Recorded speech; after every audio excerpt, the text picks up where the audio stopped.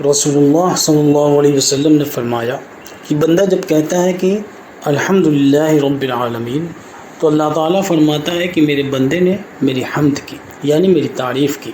اور جب وہ کہتا ہے الرحمن الرحیم تو اللہ تعالیٰ فرماتا ہے کہ میرے بندے نے میری تعریف و ثنا بیان کی۔ اور جب بندہ کہتا ہے مالک یوم الدین تو اللہ تعالیٰ فرماتا ہے کہ میرے بندے نے میری بزرگی بیان کی۔ اور جب بندہ کہتا ہے ایاک نعبد و ایاک نستعین تو اللہ تعالیٰ فرماتا ہے کہ یہ آیت میرے اور میرے بندے کے درمیان مشترک ہے، کیونکہ اس میں ایک پہلو حق تعالیٰ کی حمد و ثنا کا ہے اور دوسرا پہلو بندے کی دعا و درخواست کا ہے۔ اس کے ساتھ یہ بھی ارشاد ہوا کہ میرے بندے کو وہ چیز ملے گی جو اس نے مانگی۔ پھر جب بندہ کہتا ہے اہدنا الصراط المستقیم آخر آیت تک تو حق تعالیٰ فرماتا ہے کہ یہ سب میرے بندے کے لیے ہے اور اس کو وہ چیز ملے گی جو اس نے مانگی ہے۔ صدق اللہ العظیم۔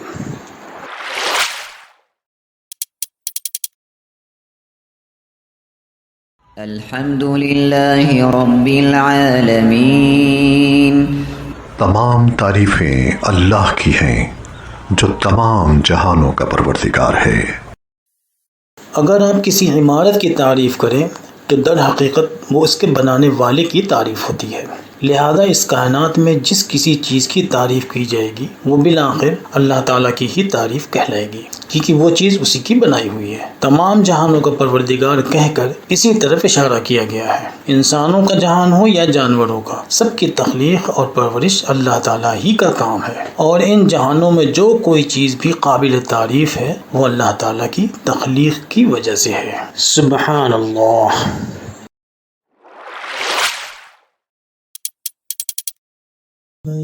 الرحمن الرحیم۔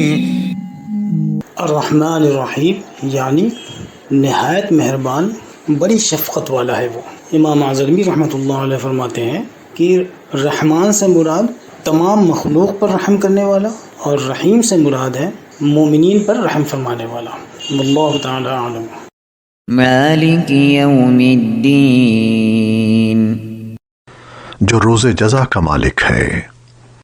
روز جزا کا مطلب ہے وہ دن جب تمام بندوں کو ان کے دنیا میں کیے ہوئے اعمال کا بدلہ دیا جائے گا۔ یوں تو روز جزا سے پہلے بھی کائنات کی ہر چیز کا اصلی مالک اللہ تعالیٰ ہی ہے، لیکن یہاں خاص طور پر روز جزا کے مالک ہونے کا ذکر اس لیے کیا گیا کہ دنیا میں اللہ تعالیٰ نے ہی انسانوں کو بہت سی چیزوں کا مالک بنایا ہوا ہے۔ یہ مالکانہ حق اگرچہ ناقص اور وقتی ہے لیکن بظاہر مالکانہ حق ہی ہے، مگر جب قیامت کے دن جزا و سزا کا وقت آئے گا تو یہ وقتی طور پر دیا گیا حق بھی ختم ہو جائے گا۔ اس وقت ظاہری طور پر بھی مالکانہ حق اللہ تعالیٰ کے سوا کسی کا نہ ہوگا۔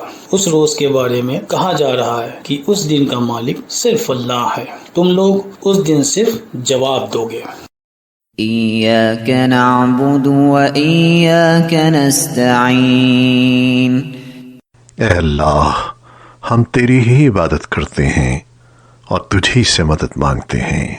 سورہ فاتحہ گرامر کو بھی ریپریزنٹ کرتی ہے، جیسے اس سورہ کی پہلی 3 آیتوں میں 3 زمانوں کو پیش کیا گیا ہے۔ پہلی آیت الحمدللہ رب العالمین کا مطلب ہے کہ سب تعریف اللہ کی ہے جس نے ہم سب کو پیدا کیا اور پالا، یہ پاسٹ ہے جو ہمارا رب کر چکا۔ دوسری آیت الرحمن الرحیم بتاتی ہے کہ وہ ہمیں پالنے میں بڑی مہربانی دکھاتا ہے اور بہت رحم کرتا ہے، یہ آیت ہمیں ہمارا پریزنٹ دکھا رہی ہے۔ اور تیسری آیت مالک یوم الدین ہمیں ہمارا فیوچر بتاتی ہے کہ ہمیں مرنے کے بعد قیامت کے دن اسی کے سامنے پیش ہونا ہے جس دن اس کے سوا کسی کی نہیں چلے گی۔ اور اس چوتھی آیت میں جو یہاں پڑھی گئی یہ بتایا جا رہا ہے کہ جب سب کچھ اللہ ہی ہے تو پھر ہمیں بھی صرف اسی کی عبادت کرنی چاہیے اور صرف اسی سے مدد مانگنی چاہیے۔ اہدنا الصراط المستقیم۔ ہمیں سیدھے راستے کی ہدایت عطا فرما۔ اس بابرکت سورہ کی پہلی 3 آیتوں نے ماضی، حال اور مستقبل یعنی پاسٹ، پریزنٹ اور فیوچر سے آگاہ کرایا، اور چوتھی آیت نے بتایا کہ جو ان تینوں زمانوں کو پیدا کرنے والا ہے اسی کے آگے سر جھکانا چاہیے اور اسی سے مدد مانگنی چاہیے۔ 5ویں آیت جس کی ابھی تلاوت کی گئی وہ یہ بتا رہی ہے کہ کیا مانگنا چاہیے، اور وہ ہے ہدایت کا سیدھا راستہ۔ جسے ہدایت مل گئی وہ کامیاب ہو گیا۔ صراط الذین انعمت علیہم، ان لوگوں کے رستے جن پر تو اپنا فضل و کرم کرتا رہا۔ سورہ فاتحہ میں انسانی زندگی کا پورا فلسفہ بیان کر دیا گیا ہے۔ پہلی 5 آیتوں میں ساری تفصیل بیان کرنے کے بعد 6 آیت میں جو اس وقت پڑھی گئی یہ بتایا گیا ہے کہ جو سیدھا راستہ تم سے مانگنے کے لیے کہا جا رہا ہے وہ کون سا ہے، جس پر اللہ کا انعام ہوا ہے اور جس پر تمہیں چلنا چاہیے۔ قرآن ہی میں دوسری جگہ بتایا گیا ہے کہ وہ راستہ نبیوں، صدیقوں، شہیدوں اور صالحین کا ہے۔ ہر طرح کی کامیابی انہی 4 طرح کے لوگوں کے راستے پر چلنے میں ہے۔ غیر المغضوب علیہم ولا الضالین، ان کی نہیں جن پر غضب کیا گیا، یعنی وہ لوگ جنہوں نے حق کو پہچانا مگر اس پر عمل پیرا نہیں ہوئے، اور نہ گمراہوں کی، یعنی وہ لوگ جو جہالت کے سبب راہ حق سے برگشتہ ہو گئے۔ اس آیت میں المغضوب علیہم کا مطلب ہے کہ اے میرے رب ان لوگوں کے راستے سے ہمیں بچا جن پر تیرا غضب نازل ہوا، اور وہ یہودیوں کا راستہ ہے۔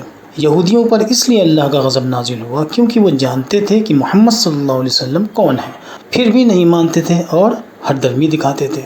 اور والضالین کا مطلب ہے ان کے راستے سے بچا جو گمراہ ہو گئے، اور وہ عیسائی ہیں۔ یہ لوگ ہر درمی تو نہیں دکھاتے تھے لیکن اللہ اور اس کے رسول کے حکم کو ماننے کے بجائے حد سے نکل گئے تھے، جیسے عیسیٰ ابن مریم علیہ السلام کو خدا بنا ڈالا۔